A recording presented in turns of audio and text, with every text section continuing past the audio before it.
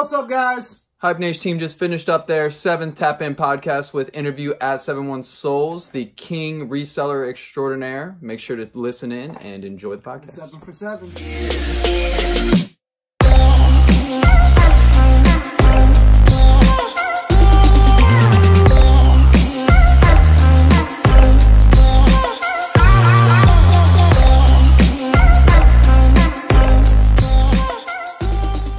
So, for those that don't know who you are, can you just give a brief overview of who you are, how you got into the sneaker culture, and what you do on Instagram? So my name is Spencer Blake. On Instagram, I go as 717 Souls. It's just sort of a resale brand I've built over the past 3 years or so. I basically started junior year of high school. So now I'm a sophomore in college. And yeah, I mean, I just sort of travel the country on occasion, going to events, cashing people out, and then reselling those shoes on my Instagram. What are you studying in college? Real estate. Oh, really? Oh, nice. Yeah. That's basically the big boy version of sneaker flipping. Exactly what I'm intending to do. Yeah. That's awesome, man. Yeah.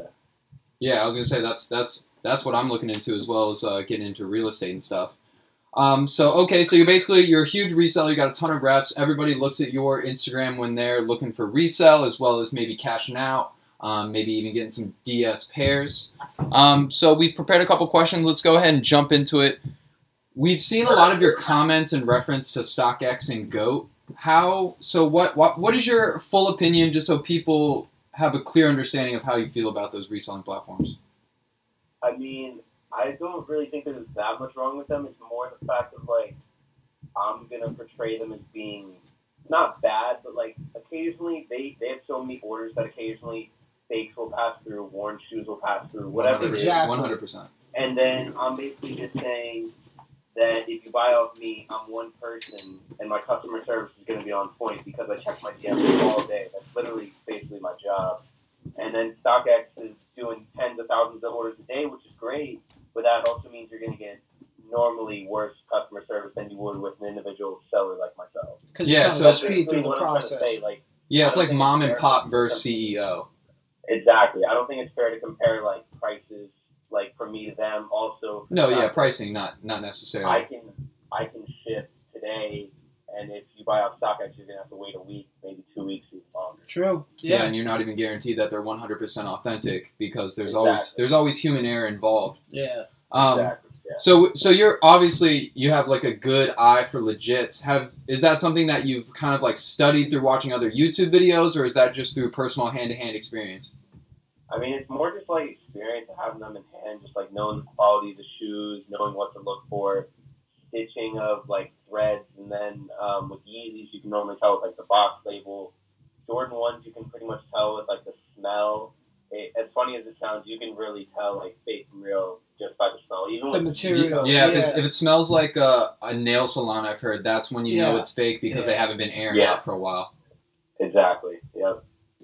Yeah, dude, that's good. That's picking up those small things on the along the way is really important because fakes are getting just so good right now. And that's the biggest thing too. Is like it's just going to get better and better. Yeah, and especially with those unauthorized authentics where they're basically made of authentic material, but the only thing that differs it's not brand distributed. That just makes it even harder. But continuing on, so you're a massive reseller. What are some of the biggest brands that you would say are the wisest investment? Obviously, you're thinking about investing. You're moving into real estate and all that stuff. So it seems like you have a keen eye on market trends. What would you say is your best investment as a reseller? I mean, like long-term investments in terms of like buying shoes, sitting on them, and selling. I mean, if I could go back in time, I probably would have bought Union 1s and Sean Robertson Air Maxes. But Yeah. I mean, like in terms of brand, I'd say like Off-White Nike, just because apparently the 10 collection is complete. So I mean, if they're never going to release again, never going to drop any more models, all those are going to go up. They'll just gain value over time. Yeah, especially Yeah. if more DS Like pairs start falling off the shelves. Yeah. It's like a collector's piece. So I mean, it's Right. I don't know. Same thing with Jordan 1s. I mean, if you look at their market, it's basically when they drop, they'll be high. You don't really want to buy them. Then the online players come in. You just sort of got to wait for those pairs to come in. Then the market will crash for a little bit, and then it'll take some time to build its way back up. And then after that, it basically just goes up from there. Yeah. It takes time for all that, but it's just like you just gotta. Honestly, I don't have a problem with StockX because you can look at it as like a stock, and you can just see where the price goes, and then you can sort of gauge like the peaks and valleys and know when it's gonna go up. Kind of gives you an idea. Yeah, it's exactly like trading stocks, like on the New York Stock Exchange. I wish that you could see like candlesticks and stuff, that we could actually see like a trend line for a specific shoe or for a specific brand. Yeah. That would make reselling like way more technical, like analysis wise, and then people really could just hustle StockX for like low balls when the market's down. Because you can just watch it. Yeah, exactly. Because like those statics, the static Yeezy 3Ms actually like increase in price pretty drastically. And it's funny because so many people thought that was going to be the Grail shoe initially, and so many people just didn't have the patience to wait. Right. And that's what caused them to sell for basically close to retail when they missed $600 worth of profit just by waiting. Yeah, no, that's super true. Honestly, the same thing with the Statics. That's one of those shoes. It's like an all-white Yeezy. It's 3M. It's going into the summer, warmer months. People are going to be wearing that shoe. Like, exactly. It's sort of a no-brainer, honestly, looking back. But, Yeah, and this, I feel like the summer, springtime is when the 350s do really take off because they just work wear better with shorts. Yeah. It's more of a summer shoe, walking around shoe. Yeah, so it sounds like, but it also sounds like what you're saying is that, like, in comparison to, I guess, let's go even larger scale than Off-White and some of the collaborations that are being done, it sounds like you're specifically like sneakers as opposed to maybe clothing. Clothing, or like just anything else. Yeah, is that so? Do you invest mostly or main? I guess 717 Souls, of course. You're investing heavily in sneakers, but do you invest anything else outside of the sneaker collection? Maybe collectibles, accessories. I mean, like, I don't really sell clothes as much as I do shoes, just because I'm honestly not as good at legit checking, like, Supreme and Babe and stuff, but, like, I can sell it, and, like, I have, but shoes is basically my niche. Like, it's just, like, what people know me as, and, like, now I still sell, like, Supreme stickers and stuff in bulk, but, like, I don't know, I definitely say the shoes are definitely, like, my bread and butter. Like, that's definitely where it's at. Like, I don't know, everyone wants the freshest kicks. Yeah, 100%. Yeah. And it'll kicks are never something stop. that always change. Yeah, Exactly. Yeah, 100%. And then, so I guess, do you source a lot of your drops or a lot of your shoes specifically from resellers in the community, or do you have a bunch of like systems in place where you're copying them at retail by going to a bunch of stores? I mean, not really. So I'm from Pennsylvania, and then I moved to San Diego, so it's like when I was in Pennsylvania, I knew like most of the store like managers and stuff. So like then I would just like backdoor it. Like I would slide the money like depending what release it was. Like Royal ones, I got like 50 pairs. Bread ones, I got like 30 pairs. Top threes, I got 10 pairs. And these are all for like retail, and then I'm just tossing them. Just like, flipping them. Yeah, were you just building up a relationship with that manager over time, or was that like a friend that you just already had? It was like I walked into the store. I was just sort of looking around. They could tell I was a reseller. We started talking. We exchanged numbers. And then at that point, it's basically just like a business proposition. Like, you want this money. Hey, you want $500 for an extra, 20 pairs of retail. Exactly. Man, so that's awesome. That's the way to do it, though. Definitely the way to start it out. Yeah. So how do you do it now in San Diego? I mean, I don't really have any like systems in place yet here because it's just so competitive in California, especially Southern California. Like, right. Yeah. I don't know. I've tried like backdoors. I've tried working with managers and stuff, but like they either want too much or they already have their own people. I figured that's probably what it is. They probably already have their own people. Market's super saturated over there. Yeah, because like in Pennsylvania, like there's only like maybe 5 stores within an hour drive, so like I had to get to all those stores. They all knew me. And then at that point, it was just like money talks. Like once you build a relationship, it's all about the money. Like that's all I care about. Yeah, because what is a Foot Locker manager really getting paid? To be honest, and if you can make some extra cash on top of it, $12 to $15 an hour. Yeah, or if they're on salary, it's like a $30 to $50, $1,000 a year job. Like nothing much. So $500 on the side ain't bad. Yeah, exactly. Just for some shoes that you just flip real quick. Yeah. So, are you chasing the drop still, or are you kind of waiting for the aftermath when you're going for sneakers now? I mean, now it's more like I'll enter raffles here and there, but like I'm not gonna die. Like, honestly, my time's more well spent just responding to DMs. I was gonna say, do you get a lot of people just coming to you with offers as well? Like me shoes? Yeah, like trying to bulk sell you shoes. I mean, like, people try and bulk sell me shoes on, like, a daily basis. Yeah. I mean, yeah. even if it's not in, like, a DM, I go to LA, like, most weekends I'll go to sneaker events or whatever. Like, there's just, like, areas in LA where you can just, like, sit on the street and people walk up to round two and you can just, like, catch them before they go in. Or Right. there's just people walking around with shoes that they have for sale. Like, it's honestly, like, sort of like a sneaker flea on the street, I want to say, but it's not. Yeah, it's like a low-key flea. Yeah. It's, like, a cool environment, but it's, like, you can just buy shoes all day there. That's the way to do it, though. Like, I saw before you posted, you were sitting outside the StockX spot, and you were offering to buy out people who were coming to sell to StockX. That was more of, like, a joke, honestly. Okay. Nah, but, like, it's sort of the same idea with round two. I mean, it's not like, in a sense we're stealing their business, but it's, like, it's sort of free market. We're on the street. Right, yeah. It's going to the same people. Yeah, I was going to say, do they say anything? Do they like, yo, you can't stand out front of the like, you can't loiter here? Basically what they said is you can't stand out front the store, but, like, if you go around the corner, you're good. That's fair. That's basically how it goes. They definitely don't like it, but they can't do shit about it. Yeah, 100%. It's like being at the Supreme store. I was going to say, yeah. It looks like a drug deal, but when the officer pulls you over, you got a pair of Yeezys. Yeah, exactly. Quick, boy, step in this alley real quick. I got a pair of 700s. So you're basically, it sounds like you just cop shoes, like, through resellers, and you're not really going, you said you enter raffles and stuff, so it sounds like you don't have any bots in place. You're not, like, waiting at 11 o'clock on, like, drop day for Nike sneakers or anything. So you're just, do you just do a lot of volume? Is that how you kind of do a lot of your profit, or do you find, like, really good steals just by being in the kind of culture all the time?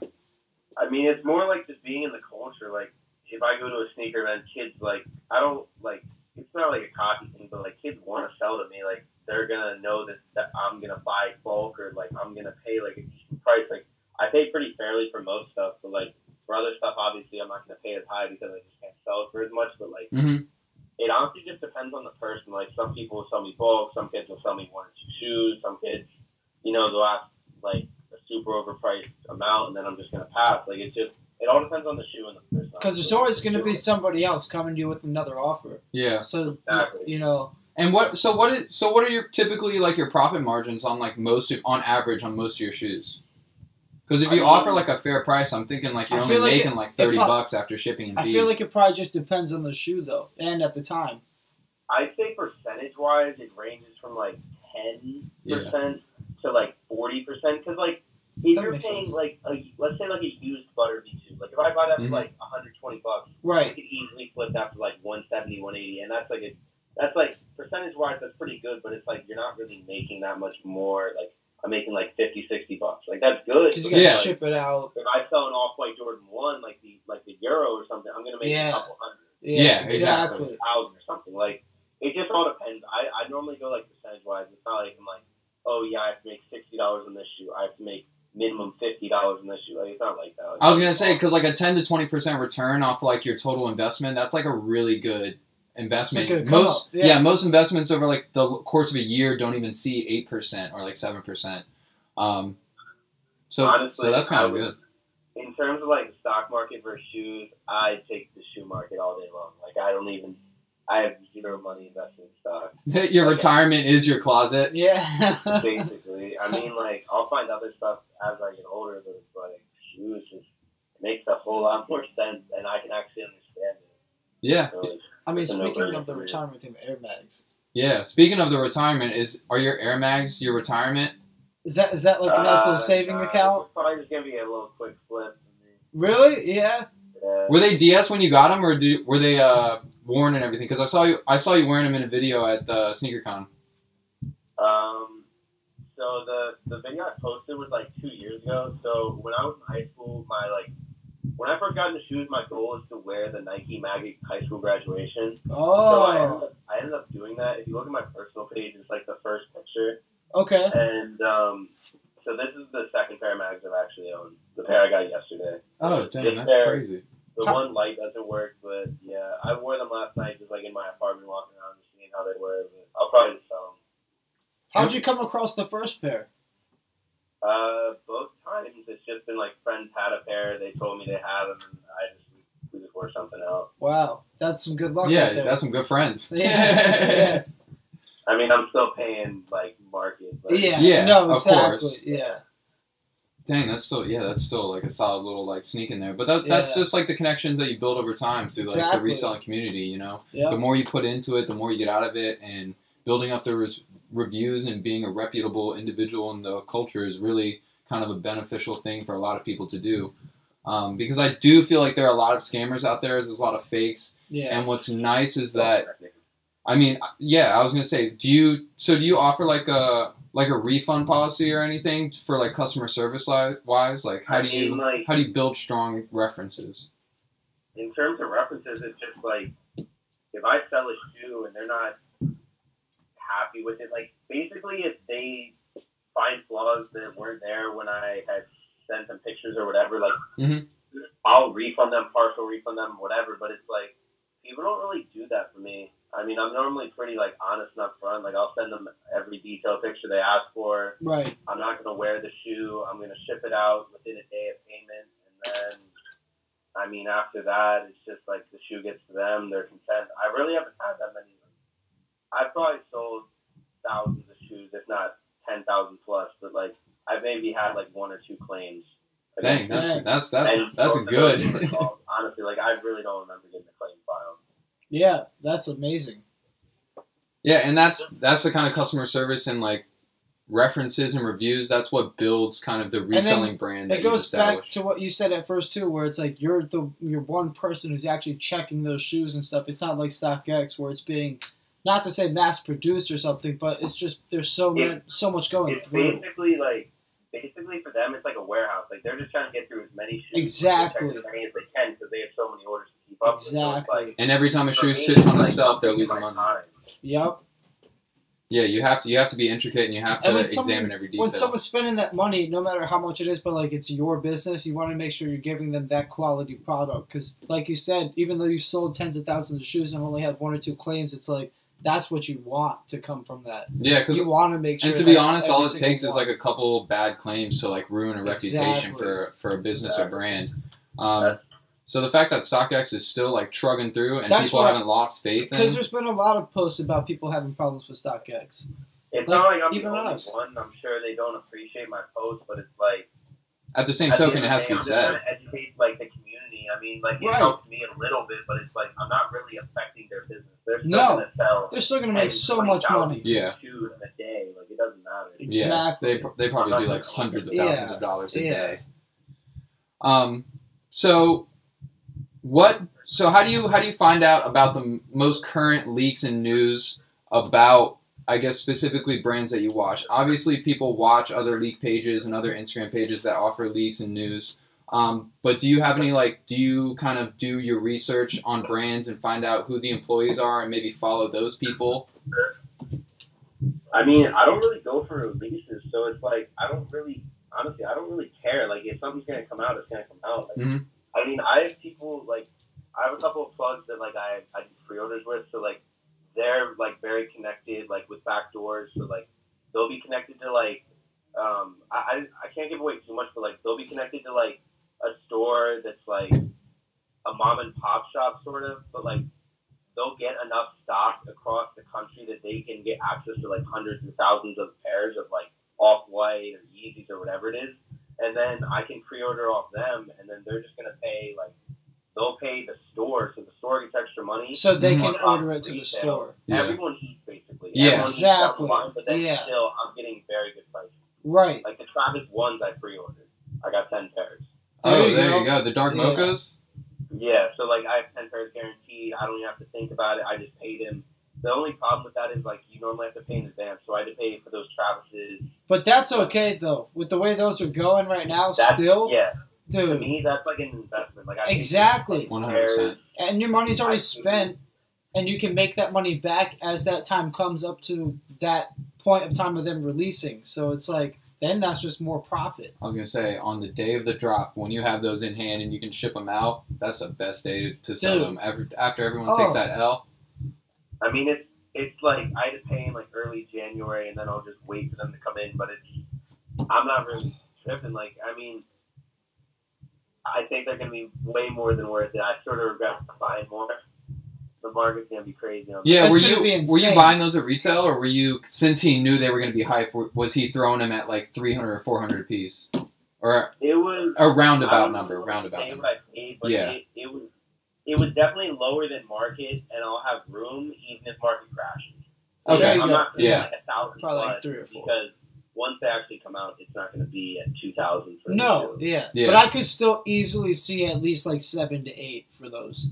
Yeah, I mean, honestly, I'll probably just hold until they peak, honestly. Yeah. Hell yeah, when all Yeah. those pairs are fucking deep. Because they're gonna like, especially people are gonna compare to StockX or whatever and things like that. But like, they'll probably like kind of flush down a little bit once they first release, because everybody's gonna be selling so many pairs. But once that, like, I don't know, that first batch goes out of those people, I feel like that price is just gonna steady go up.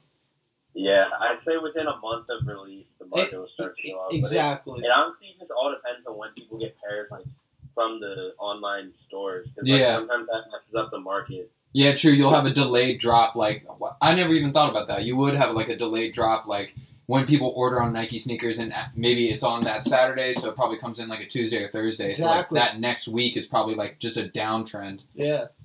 And then there's even some stores that'll drop them late because they'll get late shipments from Nike or whatever it is. But it's like, basically, once all the pairs are like sold for retail, that's when like the process of the market is like it'll go up, like it'll drop for a little bit once all the pairs come in, and it just gradually goes back up.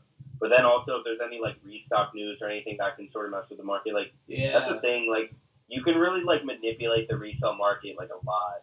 I was surprised that How do you say that? Why do you say that?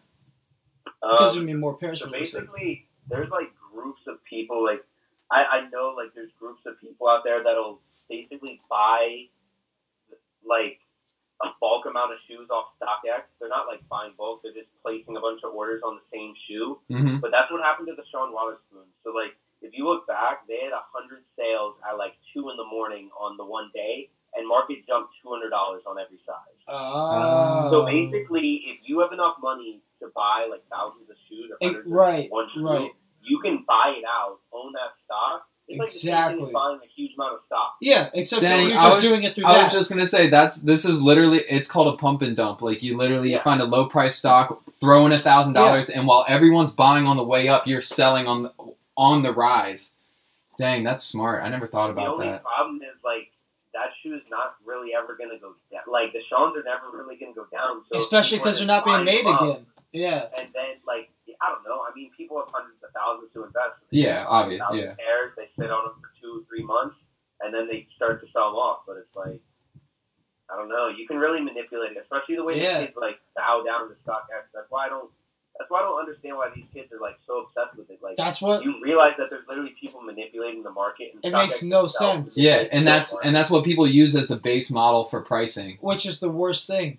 That's 'Cause- the problem with these half-off fees days like StockX is doing today for like Air Maxes or whatever it is. Like every couple months or whatever it is, they'll do these half-off fees and market on Yeezys and all the hottest shoes that just dropped are going to drop $20, $30, $50. Right. And now all the sellers are sitting here like, damn, where'd my profits go? Exactly. Yeah, because then it's stuck on that downtrend, and it's a lot easier to go down than it is to go up. And everyone you're selling to is comparing to their StockX, so That's you the got nowhere to problem. go. Like, these sellers are like happy selling to StockX. That's great, but you're literally giving them. They're probably making millions, if not tens of millions of dollars every single day in fees. Oh, In 100%. fee, yeah, I was just gonna say Like, alone you in realize fees, there's like $1 billion business within Yeah. like 2 years of being on the scene. which Like, is that's crazy Right. for someone to start up. Even when eBay and Grailed were already a thing, and Goat, But they just came. They did it in such a different way. It's yeah, wild. StockX StockX just came really like, just took over because they had Supreme days, honestly. Yeah. If Goat would have That's kept up, they would have definitely taken them over. that's I could have seen that 100% because true. Goat for shoes is like it's a good go-to. For selling, I would definitely go for Goat over Yeah, StockX yeah. because there's a higher market. Yeah, and I think their legit checking is free. I don't know if StockX accounts that into their. I think that there's a Fee fee. at all. There's a fee for checking. Oh yeah, StockX. true. There's a fee for Yeah. both. Oh, okay. Yeah. Dang, that's kind of That's kind of crazy though that people manipulate the market. It makes sense. I mean, where there's a will to kind of spin up money when there isn't, there's a way. Yeah. So I guess let's just continue on, man. What are some of your biggest flips as well as your biggest flops? I don't know. I mean, like, biggest flips. Yeah, let's say in one purchase, like, what's the most you've spent, and how much did you get back from that? On one shoe? I mean, like... Not even one shoe, on one purchase. Like on one purchase? Yeah, like, say you walked into, like, a Nike outlet store and you dropped, like, 10 bands, and you were able to flip it for 15.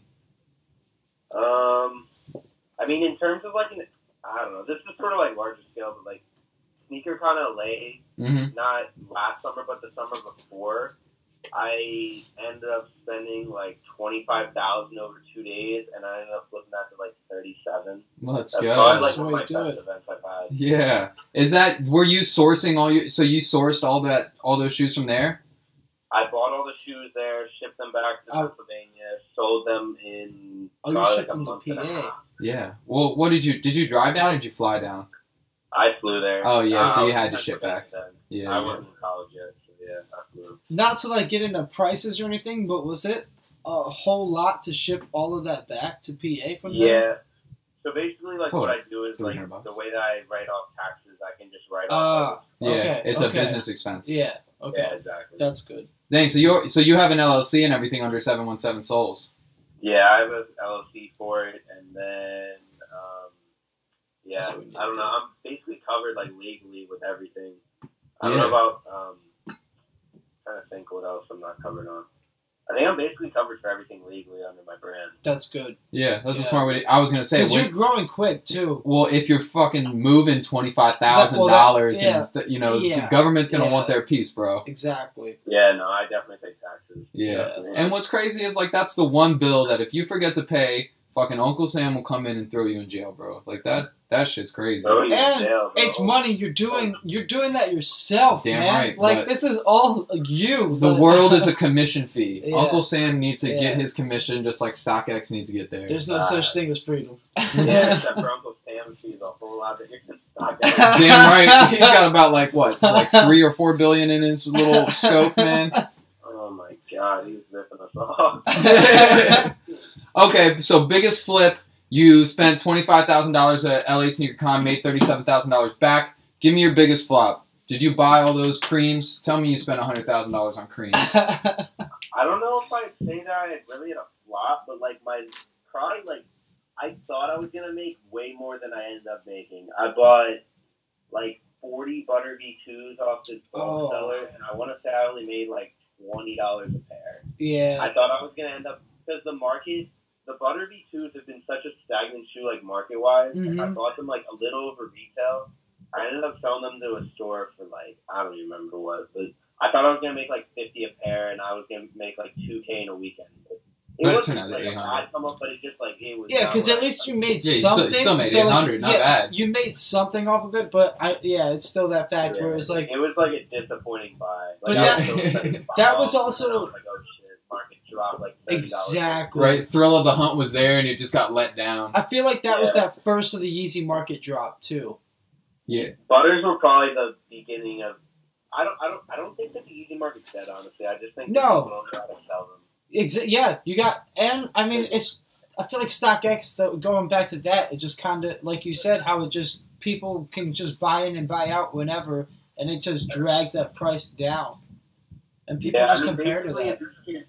These kids that are buying these shoes for resale, like, good for them. They're buying them for resale. They got them for resale, but you don't need to, like, mess up the market for us. Like, that's what I'm saying. You don't need to buy a $300 Yeezy 700 to sell it for $280 payout. Like, right.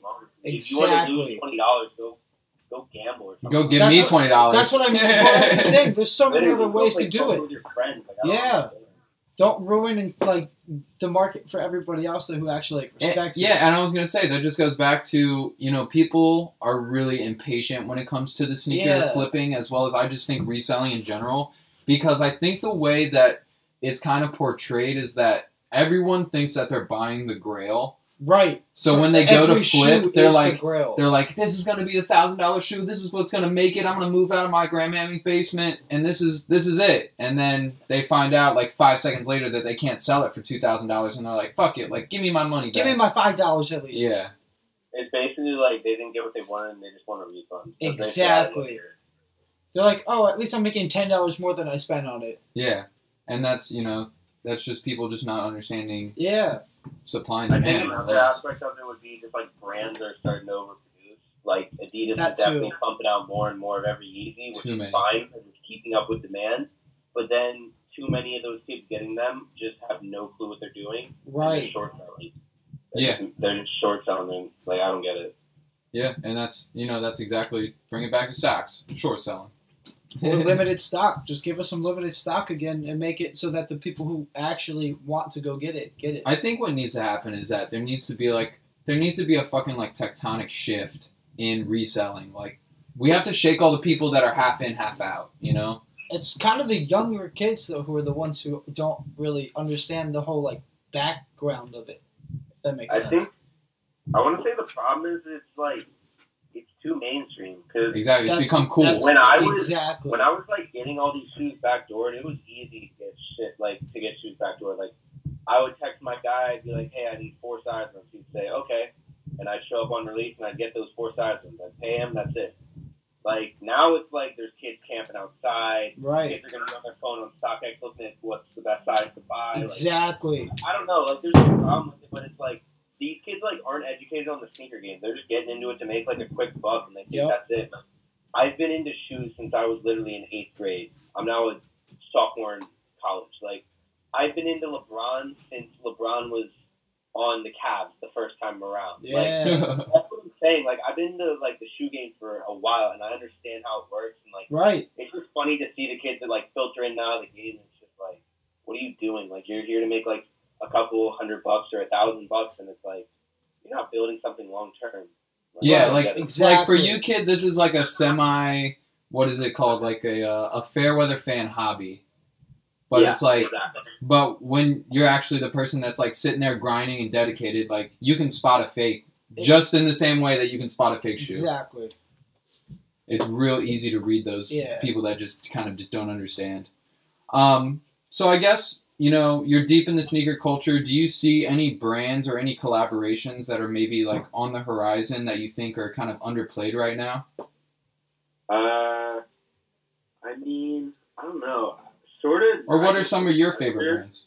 Nigel Sylvester with those Jordan 1s, honestly. I feel like he could be big for Nike because that design was pretty crazy. It was nice. It was really cool. Yeah, it was nice. I'm sort of disappointed that like Nike those. let Sean go. I know. He posted those Air Maxes, and those probably would have dropped today if they were still together. Yeah, you're talking about the blue Air Max ones? The one, no. Look at his Instagram today, and he had those like tearaway Air Maxes. I know. I already know. Yeah, I know exactly what you're talking about. If those would have dropped, man, I'm telling you, those would have been like the Jordan off-white Jordan 1s, like especially like you say over time, because those like would have been absolutely nuts. Because like once that stock goes out, and then like you said, the whole waiting a month thing, dude. If you waited a month after and you started selling those things, easy $1,000 in your pocket, easily. Those would have been like the hottest shoe of the year, honestly. Especially with summer coming up. The first ones were awesome, but I think those are better because those apparently like tore away as you wore them. Well, yeah, because I think he made them as a sample at first. Yeah, he made them as like a sample, or someone sent it to him, I think, or something like that, and they like deconstructed a pair, and then that's like what he ended up coming up with, I think, for that idea. But dude, I wish. And such a creative guy. Like, that's what I mean. It's such a good person to have on your side. Yeah. And Nike needs more of that creativity because let's be honest, like you can only do so many variations of the AJ1. And he threw in like pop colors, like just random stuff. It was just kind of in your face. He honestly just did a really good job of like picking colors. Yeah. Like the pastel color scheme in the Sean was just like nuts. That's why everyone liked it. Right. It was perfect. It's like casual. You could wear it with anything. Yeah, that was definitely an iconic shoe. I don't know. Nike should have just kept them around for another year and dropped those. I get it. I think it's so all too. about money with those brands. Yeah, you got to feed in new people. I wonder if like You think Sean was even asking for that much? I mean, his brand is definitely like blowing up, but I feel like once they had the deal in place, like Maybe he couldn't give enough time. because the only thing like Nike probably was trying to lowball him. I could see that, but they have brand on their side. Like him Yeah. teaming up with Nike, that's only going to help propel his career. I would But it feel. already did the first time around too. I think so. that honestly, he's already like gotten what he wanted out of them, Exactly. and Yeah. at this point, he already has his own shoes, so Yep. it's like that's a pretty big accomplishment. pretty baller, Because man. like, what if he goes to another brand now? You I know? don't think he ever would. He's You don't really think so? only ever worn Nike in his life. Yeah. That's if you true. Look at his Instagram, he Yeah. only really wears Nike. Yeah, He doesn't like he's worn Adidas, like he's worn the 4Ds and whatever. But yeah, he's, yeah, he's definitely like a Nike kid at heart. yeah. That makes sense. Because even the vintage stuff he buys is a lot of Nike. Oh yeah, he loves Yeah. that vintage stuff. Yeah. Do you own any personalized custom shoes? I don't honestly. I don't own like my personal collection. I normally keep sort of slim, like under 10 pairs, Yeah. and that I includes feel like that.